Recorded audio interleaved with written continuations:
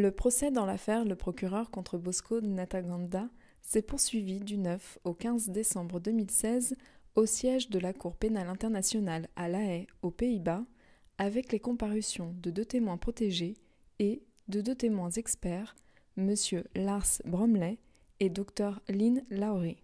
Accusés de 13 chefs de crimes de guerre et de 5 chefs de crimes contre l'humanité prétendument commis en 2002-2003 en Ituri, en République démocratique du Congo, Bosco Ntaganda comparaît devant la chambre de première instance 7 de la CPI depuis le 2 septembre 2015. Sur approximativement les 89 témoins cités à comparaître par le bureau du procureur, la chambre en a déjà entendu 63. Du 9 au 12 décembre 2016, M. Lars Bromley a été présenté à la Chambre après avoir produit pour le bureau du procureur 2 rapports en qualité de témoin expert. Le Dr Bromley est analyste et conseiller principal pour l'Institut des Nations Unies pour la formation et la recherche, UNITAR, dans le cadre d'un programme opérationnel pour les applications satellitaires appelé UNOSAT. À l'appui d'images satellites, il a produit 2 rapports sur les dommages potentiels relevés au niveau des infrastructures pour l'année 2003 dans différentes localités en RDC comme Kobuwatsa, Sayo, Mongboalou, Nizi et Bunia. Interrogé par Maître Diane Looping du bureau du procureur, M. Bromley a expliqué sa méthodologie de travail, l'obtention et l'analyse des images satellites. Ces images satellites permettent de voir des infrastructures et des bâtiments collectifs ou individuels, de la végétation, des routes, mais aussi des déplacements de population. Certaines images satellites ont montré que certaines infrastructures n'existent plus ou ont disparu en raison de leur destruction. Mr. Bromley, you were explaining. Monsieur Bromley, vous expliquiez les images de bambou et le contraste entre le 26 janvier 2003 et le 22 mai 2003. Veuillez continuer, je vous prie. So on the left over here you have... Ici, vous avez le 26 janvier 2003 à gauche, le 22 mai 2003 à droite. En janvier, j'ai marqué par des flèches rouges toute une série de toits. Il s'agit de structures carrées. Vous voyez d'ailleurs les fêtes des toits que l'on voit sur tous les toits avec des fêtes pour plusieurs de ces maisons. Si vous passez à l'image du 22 mai 2003, et j'attire votre attention sur le bas de l'image, on voit que toutes les structures qui sont visibles en bas ont pratiquement disparu. On ne voit plus ces belles structures géométriques, on voit plutôt des taches plus irrégulières, brunes, c'est essentiellement le sol, ce qui indique que la structure a disparu. Marlène Yaya Haage du Conseil de la défense de Bosco Ntaganda a posé aux témoins experts de plus amples questions sur sa méthode de travail et les différentes terminologies utilisées dans ses rapports. M. Bromley a expliqué que l'analyse graphique de multiples images a été préférée à l'analyse d'une image unique car il est possible de comparer l'avant et l'après de ce qui a pu se produire dans des lieux précis et il est ainsi plus facile de déterminer pourquoi les infrastructures existantes ont disparu. Now you see on the right hand side. Vous voyez sur la droite, vous voyez où se trouve le bâtiment? Yes. Oui. Now if we look on the right hand side.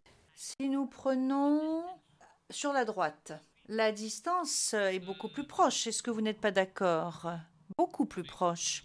Basically, Écoutez, fondamentalement, la photo que nous avons sur la gauche, elle a été obtenue à partir d'un petit drone ou d'une caméra contrôlée à distance.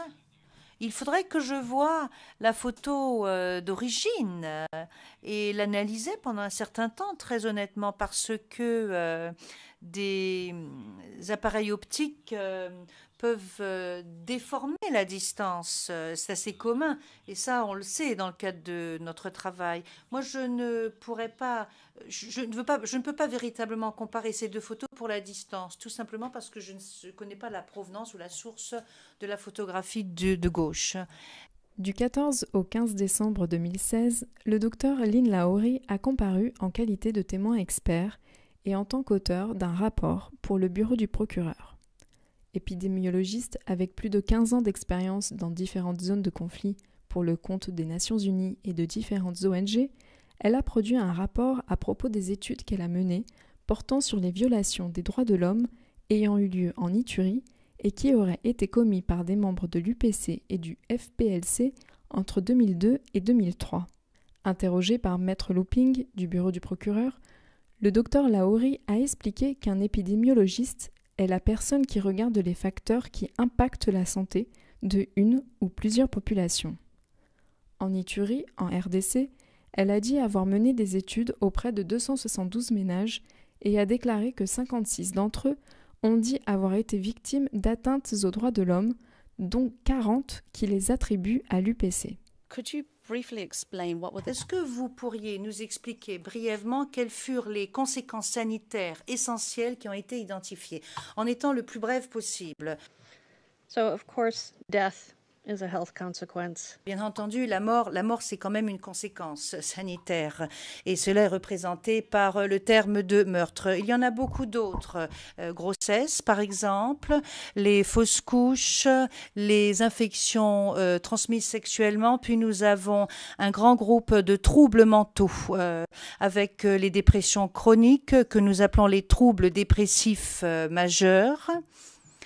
Nous avons également les troubles post-traumatiques liés au stress, les intentions suicidaires, à savoir il s'agit de personnes qui ont pensé à se tuer mais qui ne passent pas à l'acte. Et puis nous avons les suicides ou les tentatives de suicide. Maître Christopher Gosnell du Conseil de la défense de Bosco Ntaganda est revenu sur la méthodologie de travail du docteur Lahorie.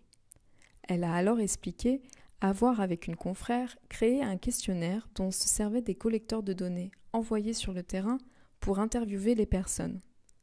Dans la zone de l'Ituri, elle a dit que 4 ou 5 collecteurs de données, sous la responsabilité de 2 superviseurs, étaient chargés de mener ces entretiens. À propos des entretiens menés sur le terrain, le témoin a affirmé que l'anonymat des personnes interviewées était assuré et grâce à quoi ces dernières pouvaient parler librement. Ainsi, Maître Gosnell a-t-il demandé si les résultats recensés dans le rapport ne sont pas plus des signalements d'atteinte que des atteintes en elles-mêmes.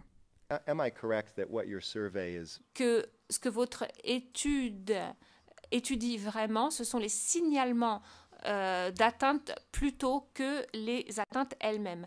Correct. It's report of abuse. Exact, c'est un signalement d'atteinte.